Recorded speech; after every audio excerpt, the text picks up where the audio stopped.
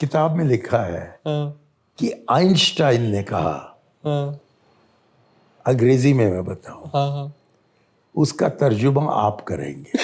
अच्छा it's a very difficult English. अच्छा Einstein ने कहा कि coincidences are God's way of not showing himself to humanity. Obviously ये आपने पिछले इंटरव्यू में भी कहा था सर। ये बताइए क्या बनता है हिंदी में? इसमें ये है कि जो कोइंसिडेंसेस होते हैं वो भगवान का तरीका है आपको अपनी जिंदगी की योजना ना बताने का। ये not a good translation. Not good translator. शुरू में भी कोइंसिडेंस को उन्होंने अंग्रेजी में ही बताया कि वो है क्या।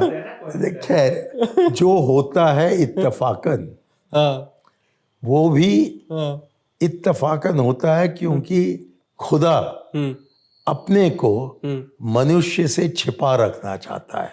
अच्छा, ये आइंस्टाइन का कहना था। आपने तो बहुत अच्छे से ट्रांसलेट किया सर ये। हाँ, आपने तो बहुत अच्छे से ट्रांसलेट किया ये ट्रांसलेशन। तो फिर आपको गलत क्यों समझ जाते हैं कई बार लोग आपके शब्दों को, आपके सेंटेंसेस को? क्योंकि एक तो मरोड़ने में सिकंदर है। अच्छा। मैंने कभी नहीं कहा कि मोदी प्रधानमंत्री नहीं बन सकता है क्योंकि वो चाय वाला था। आप उस इंटरव्यू को देखिए, आज तक यूट्यूब पर है। मैंने कहीं नहीं चाय वाले का शब्द इस्तेमाल किया है। मैं चाय वाला हूं किसने कहा? मोदी ने कहा। मोदी ने कहा कि मैं चाय वाला हूं। हाँ, ठीक बात। और अब हम जानते हैं कि वडनगर, जिस शहर में वो पैदा हुए और पले, वहां तो कोई रेलवे प्लेटफॉर्म ही नहीं था 1973 तक। तो कहां चाय की सर्विस कर रहे थे? तो ये आदमी जो है, झूठ और सत्य का जो अंतर है वो जानते नहीं है, या जानते हुए कुछ जुमला बनाते हैं। अच्छा अच्छा। तो प्रशांत किशोर ने मुझे बताया कि जो मैंने कहा था हंसी मजाक में कि ये प्रधानमंत्री कभी नहीं बनेंगे, और जबकि वो हारते हैं तब उनको चाय का वितरण यहाँ करना हो तो हम कुछ, वो चाहें तो हम कुछ इंतजाम कर सकते हैं। इसको मरोड़ कर उन्होंने चाय पर चर्चा का एक खेल बनाया। हर टी स्टॉल पे I had never said that he's a chai wala. The one who said he was a chai wala was Modi himself. दूसरी चीज, जबकि उन्होंने राहुल गांधी के बारे में कहा कि बाबा साहब के बारे में वो क्या जानते हैं, राहुल के बारे में कह रहे हैं कि वो राहुल गांधी बाबा साहब के बारे में वो क्या क्या जानते हैं, जबकि बाबा भोलेनाथ के पीछे भाग रहे हैं। तो मैंने कहा कि ऐसा कहना असभ्य चीज है, और एक प्रधानमंत्री को श्रेय नहीं देता है कि वो ऐसे शब्दों का इस्तेमाल करे। और क्योंकि उनमें कोई सभ्यता नहीं है, इसलिए नीच किस्म के आदमी हैं। अच्छा। और एकदम इसको पे लेकर मोदी जी कहने लगे, और मैंने इसका पूरा विवरण है इसमें, कि वो कहने लगे कि ये मणिशंकर कह रहा है कि मैं नीच जात का हूं। मैंने कहा जात की बात की, और मैं करूंगा क्या? अब वो अपने को ओबीसी दिखाने के लिए जो भी कहना चाहें वो कहें, लेकिन किसी ने मुझसे पूछा नहीं। और सोनिया जी ने बाद में कहा कि मुझको भी, मैंने कभी नहीं कहा कि आपको सस्पेंड किया जाना चाहिए। तो जबकि उन्होंने ये मुझे बताया तो मैंने चिट्ठी को दोबारा देखा, और फिर उसमें ये लिखा है कि the central disciplinary committee has decided to suspend you. और जबकि मैं तीनों से जाकर मिला, मोतीलाल वोरा, सुशील कुमार शिंदे और AK एंटनी जो चेयरमैन थे, तीनों से अलग अलग मैं मिला, और तीनों ने कहा कि आप इस शो कॉज नोटिस का जवाब न भेजें, हम पहले राहुल गांधी से पूछेंगे कि क्या जवाब आपको लिखना है, और उसके बाद आप लिखकर भेजिए। तीनों के तीन अलग अलग मैं मिल रहा हूँ। तो मैं जा रहा था गोवा छुट्टी बनाने के लिए, तो उन्होंने मुझको अलविदा किया। मैं गया, वापस आया, तो मैंने कहा कि आप बताइए मैं क्या लिखूं। तो उन्होंने कहा है हमें राहुल जाहल जी से मिलने का मौका नहीं मिला है, तो उनसे मिलकर हम आपको बताएंगे। तो 6 महीने गुजर गए कि कोई ये लोग भी मुझसे बात करना बंद कर दिया। और मैं नहीं जानता था कि एक तरफ से वो कह रहे हैं कि शो कॉज का जवाब मत भेजो, और दूसरी तरफ से चिट्ठी में लिखा है कि मैं शो कॉज का नोटिस भेज, और जब तक कि मैं जवाब नहीं भेजूंगा तब तक मेरे सस्पेंशन के बारे में कुछ नहीं कहा जा सकता है। उस बीच में मेरी मुलाकात हुई प्रियंका से। अच्छा। तो मैंने हिम्मत उठाया और प्रियंका को फ़ोन किया। मैंने कहा कि मैं अपनी बेटी से मिलने जा रहा हूँ अमेरिका, और जबकि मैं वहाँ अमेरिका में हूँ तो तब राहुल जी का जन्मदिन आएगा। तो मैं आपसे अर्ज़ करना चाहता हूँ कि जन्मदिन के दिन आप उनको मेरे तरफ से मुबारकबाद दीजिए। तो प्रियंका ने कहा कि तुम सीधा उनको अपने शुभकामनाएं क्यों नहीं जताते हो। तो मैंने कहा कि मैं सस्पेंड हूँ और मैं उनसे बात नहीं कर सकता हूँ। तो उन्होंने कहा कि तो अब मेरे साथ आप कैसे बात कर रहे हैं, और फिर अपने को ही दुरुस्त करवा कर कहा ओ क्योंकि मैं पार्टी में नहीं हूँ। तो मैंने कहा वही कारण है कि मैं कह रहा हूँ कि आप उनको अपने शुभकामनाएं पहुंचाइए। तो प्रियंका ने कहा तो आप राहुल जी को एक चिट्ठी लिखिए और जिसमें कि आप शुभकामनाएं बताते हो, और उसे मुझको भेजिए और मैं उसको आगे राहुल जी को पहुंचाऊंगी। तो हम जा रहे थे अमेरिका कतर एयरलाइंस में। तो जबकि हम यहाँ से दिल्ली से दोहा तक फ्लाइट में मैंने अपनी चिट्ठी लिखी जिसमें मैंने कहा कि शुभकामनाएं तो ठीक ही है लेकिन मेरा क्या होने वाला है। तो इस मसौदे को मैंने अपनी पत्नी को दिखाया, बहुत नाराज हुई। उन्होंने कहा कि don't you have any self respect, ये क्या चिट्ठी लिख रहे हो। वो लड़का तो तुमसे 30 साल छोटे का है और तुम कहाँ कहाँ नहीं पहुंच चुके हो, क्या क्या नहीं किया है कांग्रेस के लिए। तुम्हें भीख क्यों मांगना है, तुम्हारा हक बनता है। तो इस मसौदे को छोड़ो। तो फिर दोहा और बोस्टन के रास्ते मैंने दोबारा मसौदा तैयार किया।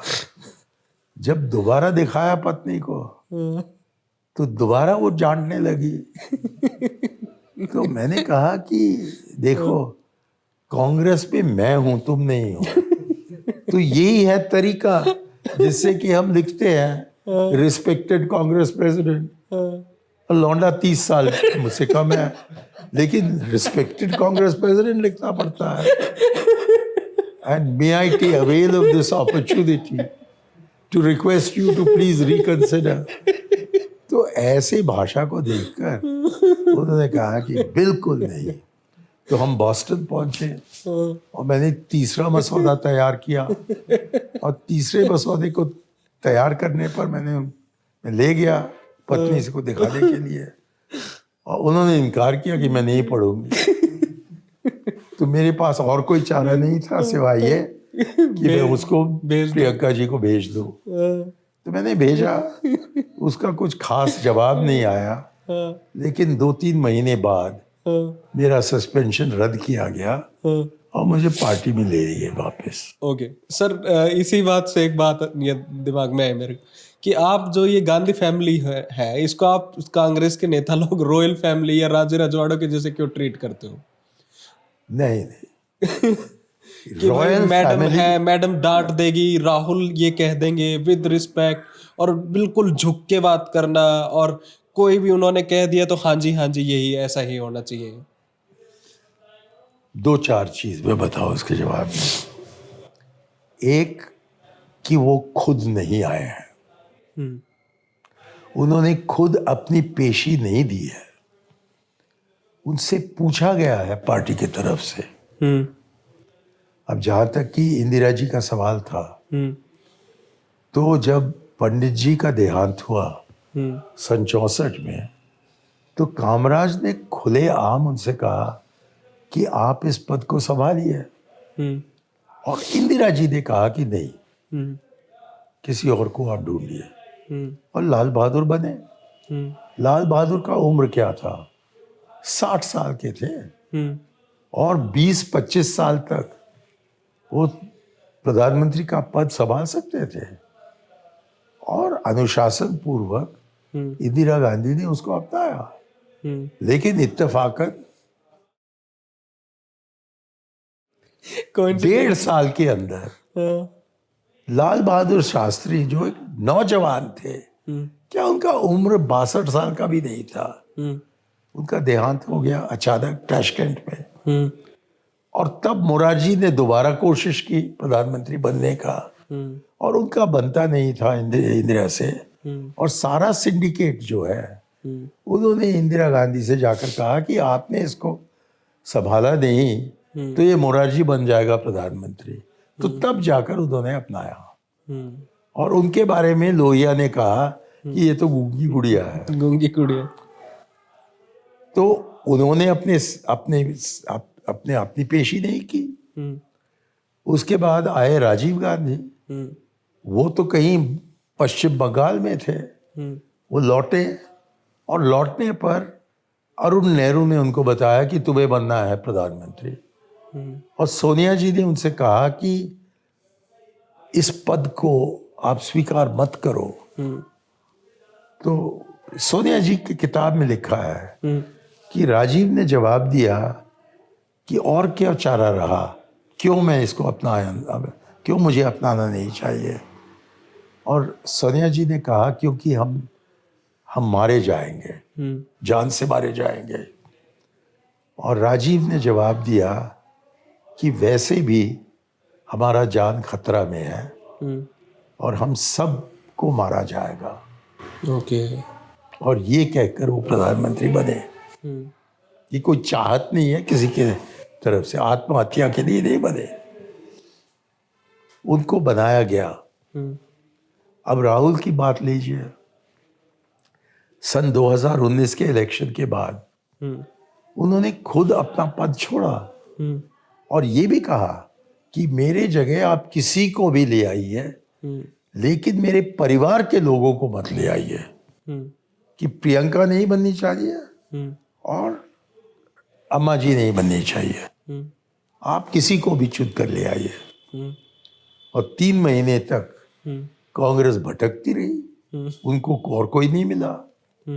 तो फिर वर्किंग कमेटी की मीटिंग बुलाई गई, और फिर मीटिंग को ख़त्म करके उन्होंने कहा कि अलग अलग जाकर आप इस पर चर्चा कीजिए, हम नहीं होंगे, और फिर आप तय कीजिए कि किसी का नाम ले आइए हमारे सामने, और जिनको भी आपने चुना हो हम उसे स्वीकार करेंगे।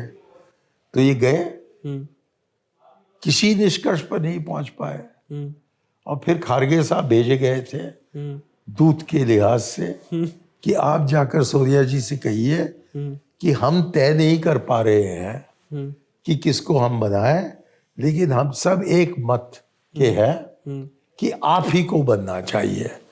और सोनिया जी ने कहा कि मैं तो उम्मीदवार भी नहीं हूं। तो उन्होंने कहा तब आप फिलहाल, द मीनिंग ऑफ इंटरिम, अब के लिए, इस समय के लिए इंटरिम प्रेसिडेंट मैं बनने को तैयार नहीं हूं, मैं तैयार हूं, लेकिन इस बीच में आप ही को तय करना है कि कौन बनेगा प्रधानमंत्री, या कौन बनेगा कांग्रेस के प्रेसिडेंट, मतलब कौन बनेगा करोड़पति। अब पर चलाएंगे, जबकि ये चुनौती उनके सामने रखा गया था, तो उन्होंने कहा अच्छा चुनाव करेंगे। और चुनाव करने के वक्त उन्होंने सब कहा कि किसको खड़ा रखना है, और वापस पहुंचे 10 जनपद। और 10 जनपद ने अशोक गहलोत को बुलाया, कुछ बात हुई उनके बीच में, गहलोत साहब बाहर आए और प्रेस वालों से कहा कि मुझको बताया गया था कि मैं उम्मीदवार बनूं, लेकिन मैं तो राजस्थान का मुख्यमंत्री बनना चाहता हूं, तो माफ कीजिए। जयराम जी के। तो उसके बाद चुनाव हुआ है हाँ, और सारे जो G23 के लोग थे, जो कि गुलाम नबी आजाद ने बनाया था, सारे G23 के लोग ने नॉमिनेशन फॉर्म भराया खरगे के लिए। मुझको G23 में शामिल नहीं किया। आप होना चाहते थे? हाँ, क्योंकि गुलाम नबी आजाद ने कहा हाँ, कि ये घुसपैठी करेगा, अच्छा, कि ये सोनिया के खानदान का एजेंट बनकर स्पाई। हाँ, जो हम सब बात कर रहे हैं, हाँ, वो जाकर 10 जनपद में बना देगा। तो उन्होंने मुझको शामिल नहीं किया। अच्छा, फिर ये शशि थरूर वगैरह लड़े और एक मीटिंग के लिए मैं बुलाया गया था। हाँ, और उसके पहले मैंने शशि थरूर से कहा था कि जब कि इलेक्शंस होते हैं, यदि वो हों, क्योंकि होने तो चाहिए हमारे कांग्रेस के कॉन्स्टिट्यूशन के आधार पर, तो जब भी वो होते हों मैं तुम्हारे लिए वोट दूंगा। अच्छा, मैंने उनको पहले कह रखा था। हाँ, तो जबकि खारगे साहब गांधी परिवार के उम्मीदवार के लिहाज में सामने आए हाँ, और शशि थरूर ने तय किया हाँ, कि मैं भी खड़ा हूंगा। हाँ, हालांकि मैं जानता था कि जितेंद्र प्रसाद को 94 वोट मिले थे, अच्छा, और मैंने सोचा कि ये भी आम आदमी पार्टी जैसे इसको कोई 22 वोट मिलेंगे। 100 से नीचे रहेगा। आपका फोन?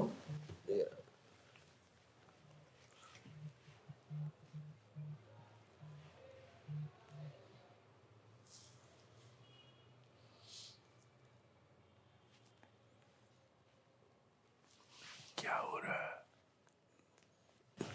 क्या स्विच ऑफ नहीं हो रहा क्या? स्विच ऑफ नहीं हो रहा। मैं करूं? मैं हेल्प?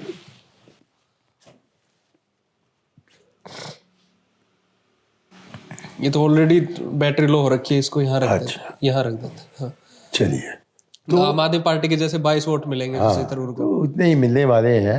हाँ, तब भी मैंने कहा कि आगे से मैंने उनको कह रखा है हाँ, कि चुनाव हो तो उनके लिए मेरा वोट पड़ेगा। तो मैंने उनको वोट दिया और मुझको कुछ हैरियत हुई कि उनको तकरीबन 1500 वोट मिले। हाँ, 1200 कुछ मिले। हाँ, जो भी हो, आप जानते बेहतर। आप हमेशा बेहतर जानते हो। नहीं आप तो खैर 1200 या 1500 हाँ, जो मल्लिकार्जुन खड़गे के मिले, कोई 10,000 वोट, उसके मुकाबले में कुछ भी नहीं था।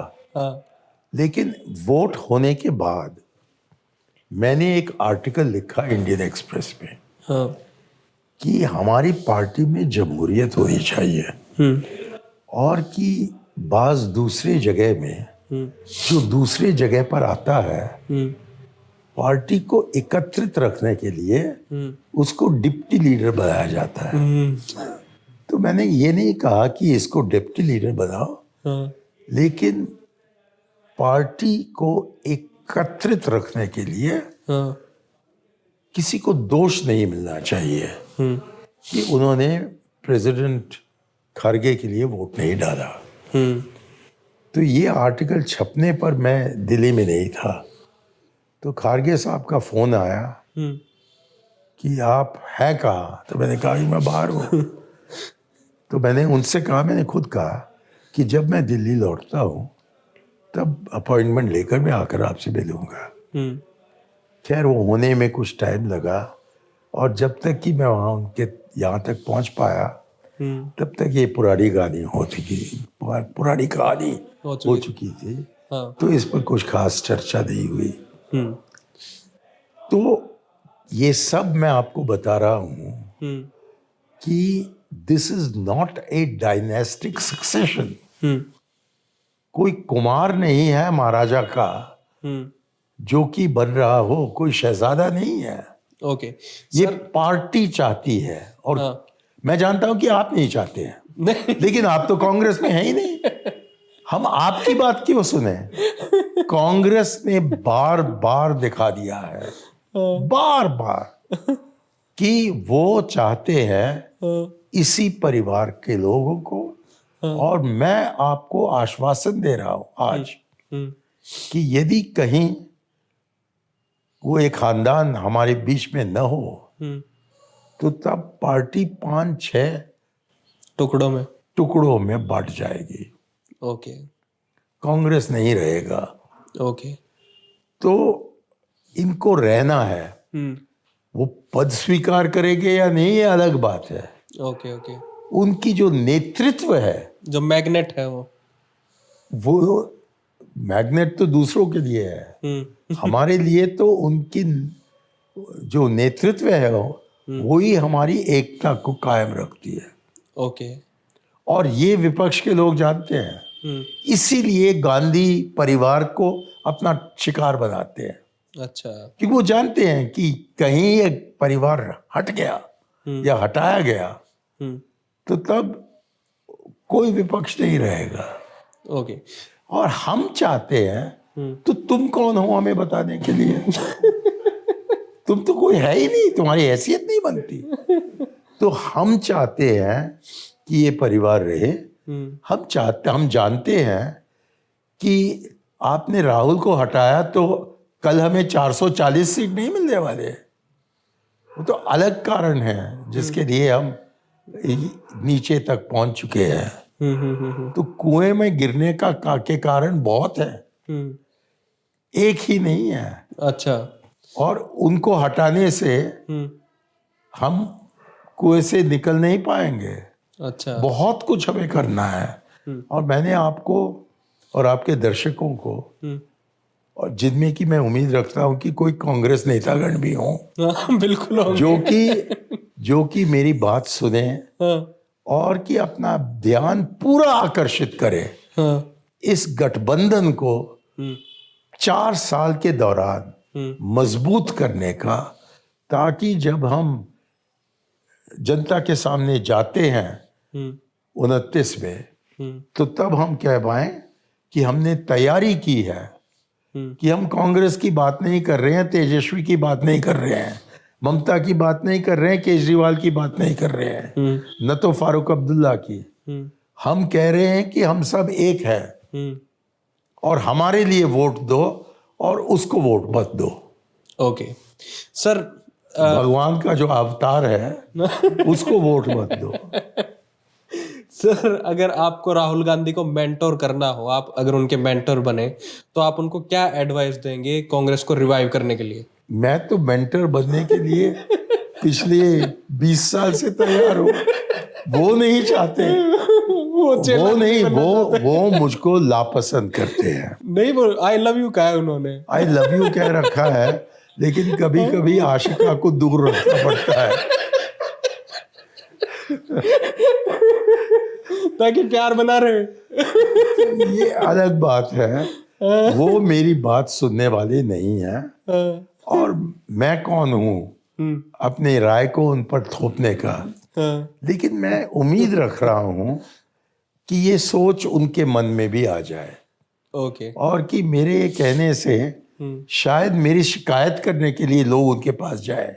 अच्छा। और कहें कि ये मणिशंकर ऐसे बकवास कर रहा है। अच्छा। और वो सोचें कि ये बकवास है या क्या ये बुद्धि है। हाँ, ये बात तो है। तो ऐसा कुछ हो तो तब उनके कानों तक पहुंच सकता है। लेकिन ये सोचना कि वो अचानक कहेंगे कि इस अपराधी को मैं गुरु बना रहा हूँ, ये होने वाली चीज नहीं है। ओके सर, आपका ये आउटस्पोकन रहना आपकी स्ट्रेंथ है, आपकी वीकनेस है? दोनों। यदि मैं आउटस्पोकन नहीं होता तो आप यहाँ नहीं पहुंचते और मेरे 2 घंटे बर्बाद नहीं करते। लेकिन हमने खुद देखा है कि आप आते हैं, मैं आपसे बात करता हूं और 32 चैनल में पहुंच जाता है एक पंक्ति। और इसका खंडन बीजेपी करे, ठीक है, लेकिन कांग्रेस खुद करता है। ये हमारी नीति नहीं है। क्यों तुम्हारी नीति नहीं है? ये तो राजीव गांधी की नीति है। और इसको आप ठुकरा रहे हो तो खुलेआम कहो कि हम गांधी की पार्टी नहीं है, हम पंडित जी की पार्टी नहीं है, कि हम इंदिरा जी की पार्टी नहीं है, कि हम राजीव जी की पार्टी नहीं है, कि हम सोनिया जी की पार्टी नहीं है। कहने की हिम्मत है तुम्हारे पास हाँ, कि हम मनमोहन जी की पार्टी नहीं है? कहने की हिम्मत है क्या?